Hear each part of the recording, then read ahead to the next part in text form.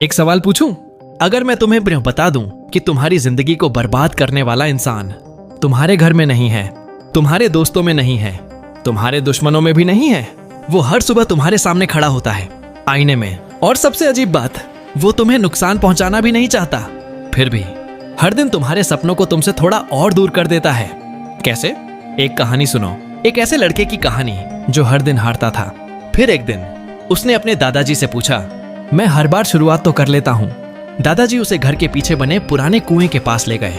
उन्होंने एक छोटी सी रस्सी दिखाई। रस्सी ने पत्थर को काट दिया था। लड़के ने हैरानी से पूछा, यह कैसे हो सकता है? रस्सी तो पत्थर से कमजोर होती है। दादाजी मुस्कुराए, फिर बोले, रस्सी मजबूत नहीं थी बेटा, लेकिन वो लगातार थी।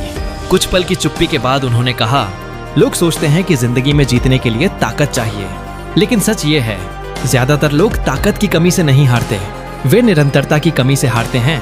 ये बात सीधे उसके दिल में उतर गई। उस दिन के बाद उसने अपनी जिंदगी बदलने की कोशिश नहीं की। उसने सिर्फ एक काम किया, हर दिन 1% बेहतर बनने का फैसला। बस 1%। अगर 100 पेज नहीं पढ़ सकता था तो 1 पेज पढ़ता। अगर 1 घंटा एक्सरसाइज नहीं कर सकता था तो 5 मिनट करता। अगर पूरा सपना पूरा नहीं कर सकता था तो उसकी तरफ 1 कदम बढ़ाता। दिन बीतते गए, कोई चमत्कार नहीं हुआ, कोई जादू नहीं हुआ, लेकिन कुछ और हुआ। वह लड़का बदलने लगा, उसका आत्मविश्वास बढ़ने लगा, उसकी आदतें बदलने लगीं, और सबसे जरूरी, उसे खुद पर भरोसा होने लगा।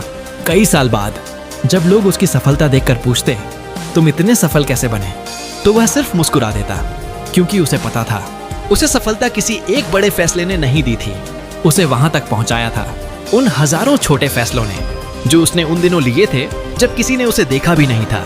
याद रखो, पहाड़ को गिराने के लिए हथौड़े का आखिरी वार जिम्मेदार नहीं होता, उससे पहले पड़े हुए हजारों वार जिम्मेदार होते हैं। इसलिए अगर आज तुम खुद को कमजोर समझ रहे हो, तो शायद तुम्हें मजबूत बनने की जरूरत नहीं है, शायद तुम्हें सिर्फ कल से थोड़ा बेहतर बनने की जरूरत है।